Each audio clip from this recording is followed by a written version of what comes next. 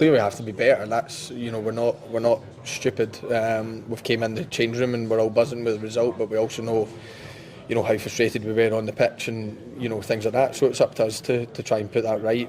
Be better on the ball, be better off the ball. But like I said, we've only got 6 games to qualify for a World Cup. We're now down to 3 games, and we can't complain with the results. If you want to complain about the performance tonight, be my guest, crack on. But we're delighted with the 3 points, and we have to get better. And we hope that the Tartan Army are happy, going home. Obviously there was frustrations in the stands, at times, but at the end of the day, everyone's dancing at the end of the game, and a game's 90 minutes, not 60.